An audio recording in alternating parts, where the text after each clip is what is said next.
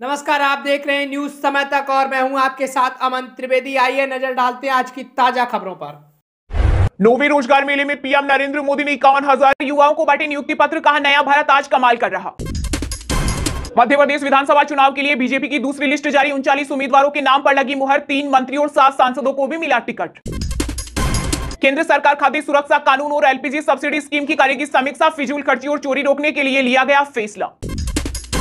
विदेशों से चंदा पाने वाली एनजीओ के लिए सख्त हुए नियम। अब देनी होगी चलाचल संपत्ति की जानकारी। 91 साल के हुए पूर्व पीएम मनमोहन सिंह प्रधानमंत्री नरेंद्र मोदी ने दी बधाई। बोले, आपके स्वस्थ जीवन की करता हूं प्रार्थना। विदेश मंत्री एस जयशंकर ने यूएन में संयुक्त राष्ट्र महासचिव एंटोनियो गुटेरेस से की मुलाकात। प्रधानमंत्री नरेंद्र मोदी ने G20 यूनिवर्सिटी कनेक्ट फिनाले में लोगों को संबोधित करते हुए विपक्ष पर किया वार। कहा, भ्रष्टाचार करने पर जेल में डाल रहे हैं तो वो परेशान हैं। बिहार के सीएम नीतीश कुमार आएंगे तो उनका स्वागत है। केंद्रीय मंत्री पशुपति कुमार पारस का बड़ा बयान। हार को सामने देखकर रावण ने कुंभकर्ण, अहिरावण, मेघनाथ सबको उतार दिया था। मध्य प्रदेश में बीजेपी की दूसरी लिस्ट पर कांग्रेस ने कसा तंज। पीएम मोदी बोले, भारत पर दुनिया का भरोसा बुलंद। हम सबसे तेज गति से आगे जाने वाली अर्थव्यवस्था है। आरएसएस की शाखा में कुछ तो है जो ऐसे नमूने आते हैं 51 मिनट में 44 बार लेते हैं कांग्रेस का नाम। कांग्रेस नेता पवन खेड़ा ने पीएम मोदी पर बोला हमला। उत्तर प्रदेश के जेवर एयरपोर्ट की 4 दीवारी के निर्माण का रास्ता हुआ साफ। सीएम योगी से मुलाकात के बाद मारे किसान। लोकसभा चुनाव से पहले बीजेपी को लगा बड़ा झटका। तमिलनाडु में अन्नाद्रमुक ने भाजपा और राष्ट्रीय जनतांत्रिक गठबंधन से तोड़ा नाता। महिला आरक्षण बिल का जिक्र कर शरद पवार ने कसा तंज। बोले, शायद पीएम मोदी को मालूम नहीं है कि साल 1993 में हमने महिलाओं को आरक्षण दिया था। महाराष्ट्र देश में पहला राज्य था। मध्य प्रदेश विधानसभा चुनाव को लेकर बीजेपी ने एक और उम्मीदवार का किया ऐलान। मोनिका भट्टी को अमराड़ा विधानसभा सीट से दिया टिकट। पीएम मोदी के भाषण पर कांग्रेस का पलटवार। पूर्व मंत्री सज्जन वर्मा बोले, सीएम शिवराज और बीजेपी का नाम नहीं लिया है। आरएसएस प्रमुख मोहन भागवत बोले, मुस्लिम भी हमारे हैं, बस पूजा करने का तरीका अलग है। दिल्ली उच्च न्यायालय का बड़ा फैसला। जीजीएसआई पीयू से कहा, शिक्षा के अधिकार को खत्म नहीं कर सकता आईपीयू का अध्यादेश। हम तो डूबे सनम, तुम्हें भी ले डूबेंगे। बीजेपी उम्मीदवारों की लिस्ट पर रणदीप सिंह सुरजेवाला का तंज। प्रधानमंत्री के सलाहकार अमित खेरे को मिला सेवा विस्तार। झारखंड से है खास नाता। छत्तीसगढ़ सरकार के खिलाफ बीजेपी लाई आरोप पत्र। बीजेपी प्रवक्ता संबित पात्रा बोले, 316 वादे राहुल गांधी ने किए थे और पूरे नहीं किए। सत्ता में आए तो करवाएंगे जातिगत जनगणना। छत्तीसगढ़ में चुनाव से पहले राहुल गांधी ने किया बड़ा ऐलान। छत्तीसगढ़ में बीजेपी का बड़ा दाव। अपने 9 सांसदों को लड़ा सकती है विधानसभा चुनाव। सनातन विरोधी बयानों को लेकर ज्ञानवापी मुक्ति महापरिषद ने स्वामी प्रसाद मौर्य को भेजा बुर्का। कहा, इससे पहनकर दिखाई अपनी हकीकत। राजस्थान के गृह राज्य मंत्री राजेंद्र यादव के 10 ठिकानों पर एक साथ ईडी ने की छापेमारी। मचा हड़कंप।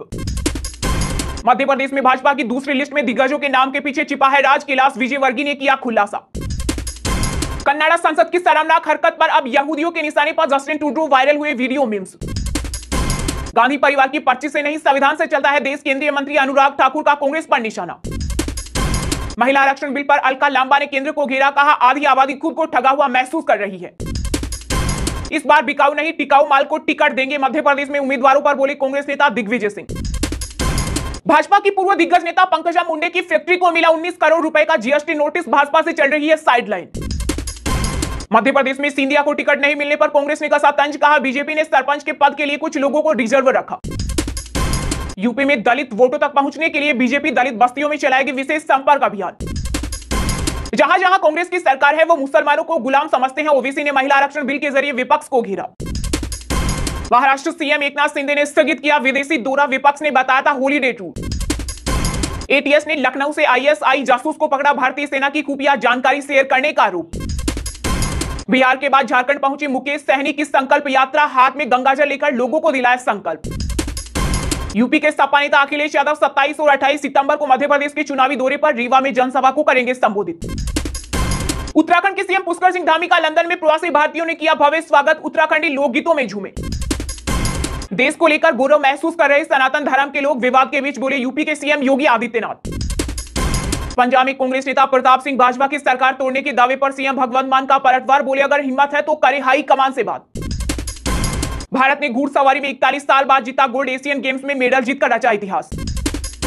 पश्चिम बंगाल में डेंगू मचा रहा कोहराम। अधीर रंजन चौधरी ने ममता बनर्जी पर साधा निशाना।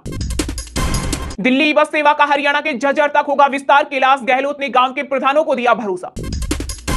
17 साल की नेहा ठाकुर ने सेलिंग में जीता सिल्वर मेडल। हॉकी टीम ने सिंगापुर को 16-1 से हराया।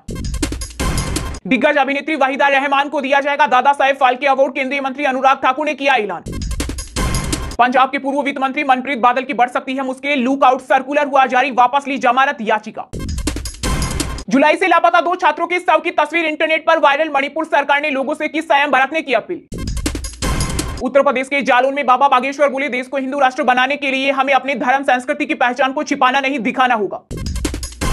दिल्ली में चोरी की बड़ी वारदात, ज्वेलरी शोरूम की छत काटकर उड़ाए 25 करोड़ के गहने। छत्तीसगढ़ चुनाव में महिला कमांडो होगी नक्सल प्रभावित क्षेत्रों में तैनात, संभालेगी सुरक्षा की कमान। एशियन गेम्स 2023 में भारत ने पाकिस्तान को बुरी तरह हराया, स्पेस में 3-0 से दर्ज की जीत। श्रीलंका ने निभाई दोस्ती, चीनी नेवी के जहाज को रोकने की नहीं दी अनुमति, श्रीलंकाई विदेश मंत्री ने कही बड़ी बात।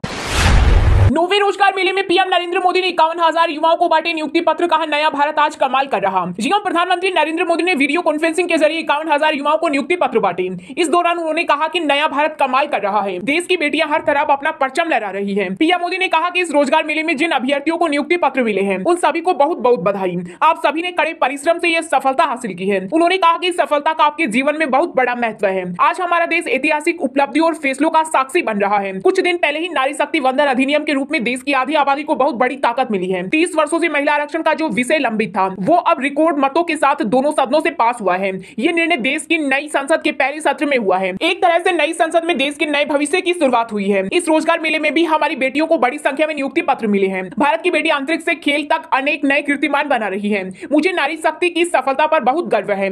आप खुद देख रहे हैं कि नया भारत आज क्या कमाल कर रहा है। ये वो भारत है जिसने कुछ दिन पहले चंद्रमा पर अपना तिरंगा लहराया है। इस नए भारत के सपने बहुत ऊंचे हैं। देश ने 2047 तक विकसित भारत बनने का संकल्प लिया है। अगले कुछ वर्षों में हम तीसरी सबसे बड़ी अर्थव्यवस्था बनने वाले हैं। पिछले 9 वर्षों में हमारी योजनाओं ने बड़े से बड़ा लक्ष्य हासिल करने का रास्ता तैयार किया है।